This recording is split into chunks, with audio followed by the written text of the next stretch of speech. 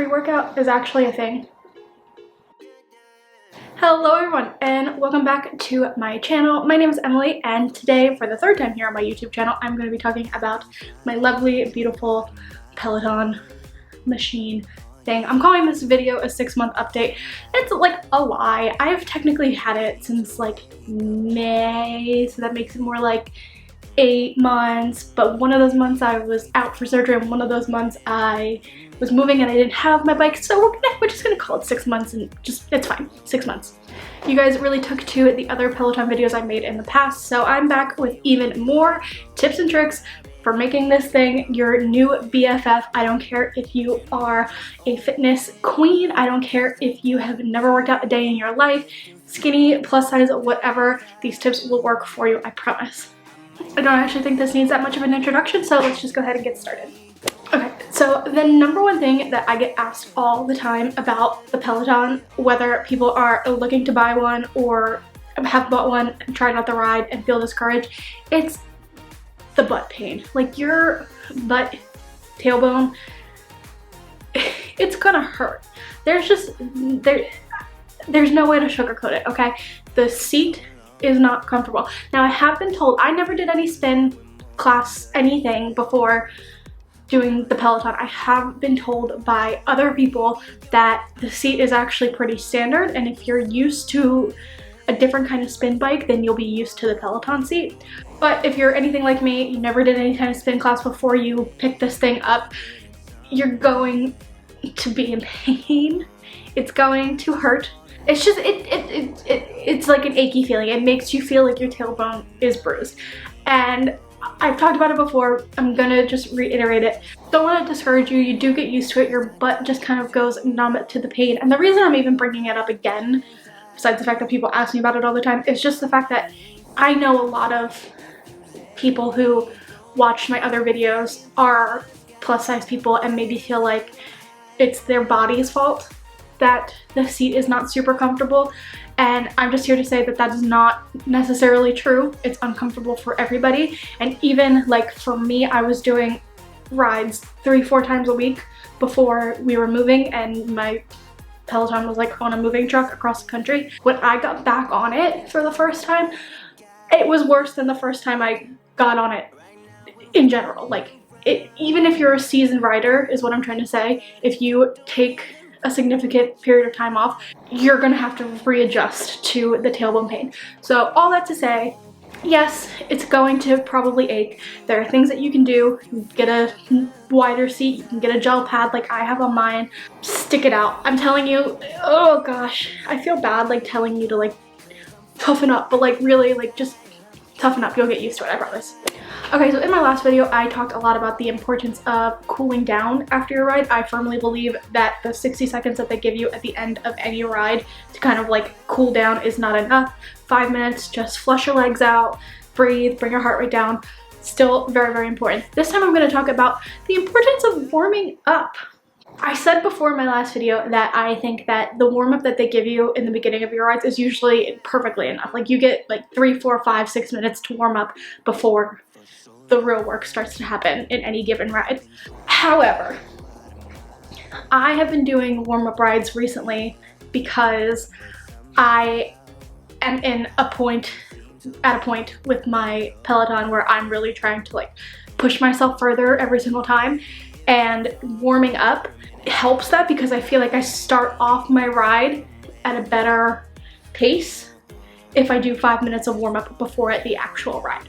So for me, as someone like me, if you're like that, if you're trying to challenge yourself, get PRs all the time, warming up is important for that.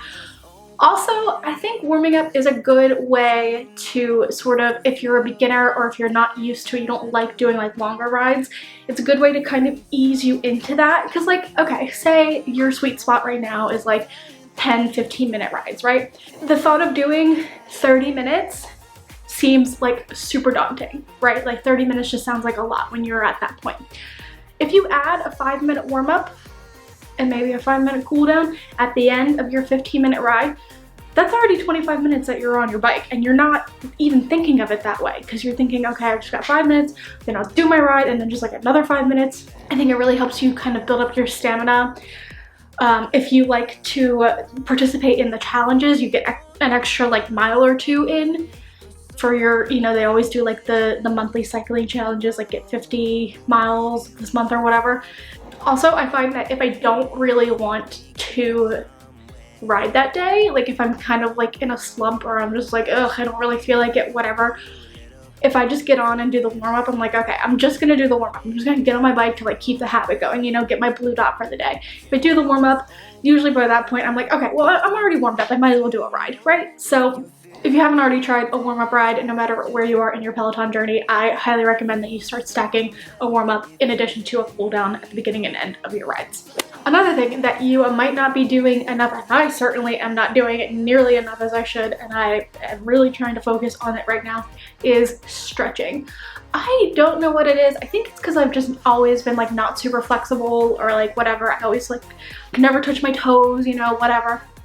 I don't stretch like ever. It doesn't matter whatever type of workout. Guys, don't be like me. Do as I say, not as I do. Stack a stretch after your rides. I've been doing really good about it. If you check my history, if you follow me on Peloton, you'll see that I have stretched every single day that I've done an exercise. But stretching is super, super important, especially after riding, because you're using your legs, like your quads, like crazy while you're riding, and they are so quick to get tight. There are so many stretches on demand on the Peloton app. You never have to do the same one twice. I have a couple that I like to keep in rotation. I know how easy it is, especially if you're new or like you're still kind of like struggling with the bike or with the concept of exercise in general, to be like, okay, this is over. Okay, I'm done. I need to remove myself from this exercise situation. Like I'm done. Like it's like I have to leave the gym, you know? I don't know. A lot of people love to stretch. So if this is you, you're like, what the fuck is this bitch talking about? Stretching is awesome. If you're like me and you hate stretching, you do eventually start to appreciate it, because slowly but surely you start to feel the effects. You get a little bit more flexible. You can sink into your stretches a little bit deeper. And again, if you're into like the challenges, you know, they have like the workout minutes or whatever.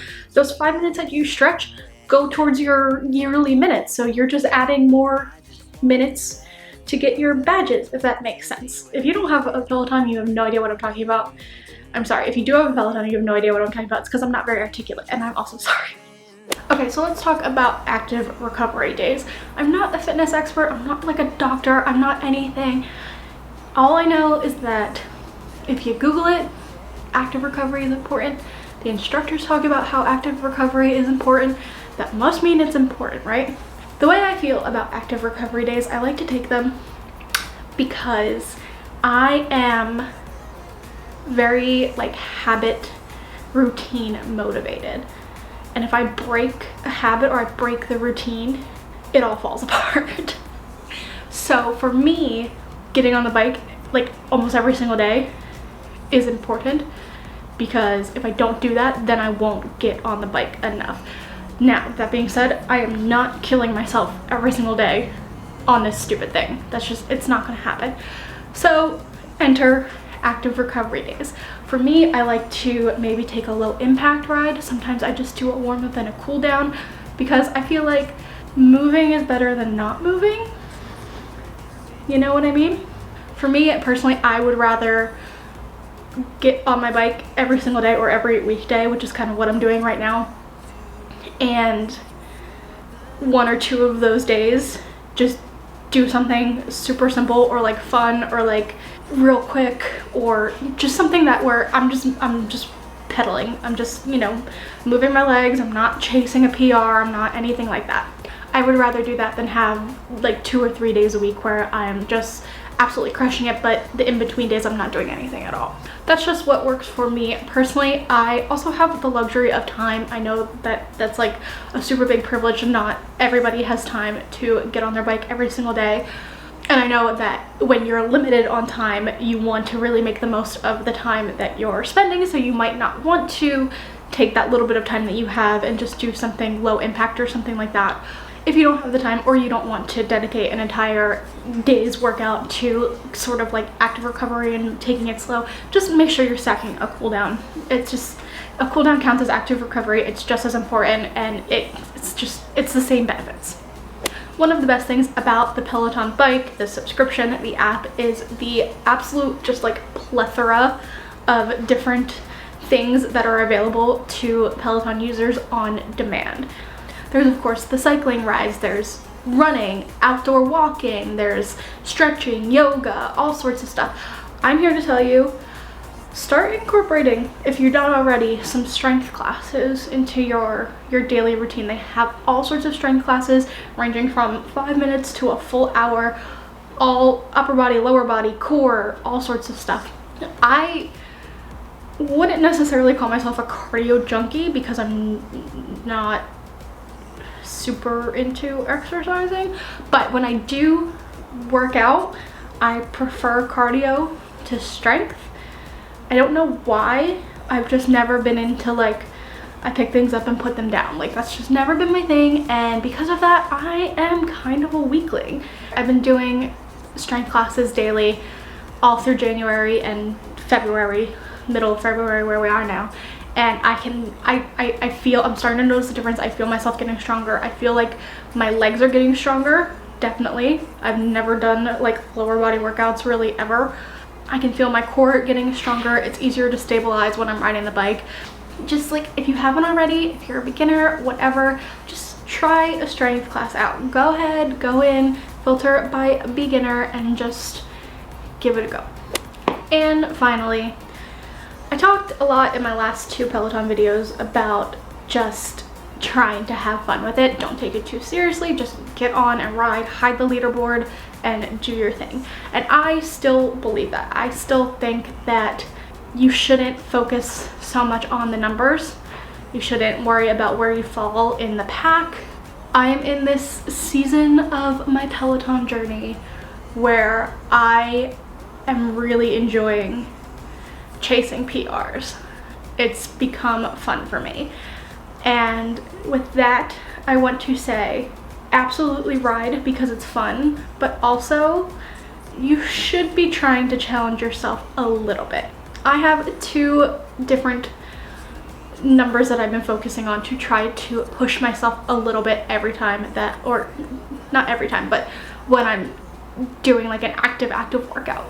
I have been trying to hit a certain number of miles and a certain output in a time frame. So I know some people like to focus on like having a consistent output at any given time during the workout. I don't worry about that. Right now I am focusing on how much output I can give in a 10-minute period. So it's like, I'm not always chasing the PR number, but I know based on my previous activity where I should technically be at any given point during the ride. I'm not always looking at output because some days, like I was talking about with active recovery, some days I just don't care. I'm just on there to ride. In those cases, I do try to hit a certain milestone. I want to make sure if I'm just fucking around that at least I'm getting some distance. Maybe for you it's calories. I don't like to really look at the calories, but maybe you're like, okay, I like to burn a certain amount of calories in a certain amount of time. Maybe for you, you really do like the leaderboard and you want to pass like 5 people. I don't really know. I've never watched the leaderboard, so I don't really know how that works. It's really important to ride because you want to, and it should be fun, and you shouldn't put too much pressure on it. But if you have sort of fitness goals, then you should be aware of where you are and where you want to be. Does that make sense? I want you to have fun. I want it to be joyful. I want riding your Peloton to be something that you want to do. I don't want you to feel any pressure. I don't want you to feel any obligation. I don't want you to feel like, oh, well, I bought this bike and now I have to lose 50 pounds or else it's not worth it. I don't want you to worry about any of that. I want you to have fun, but I also want you to progress, whatever that looks like for you. Anyways, that is it for today's video. Sorry for getting a little weird and just I'm very in my own head about this one. I don't know why. I'm feeling odd about it, but I'm going to post it anyway because hopefully it helps some of you out.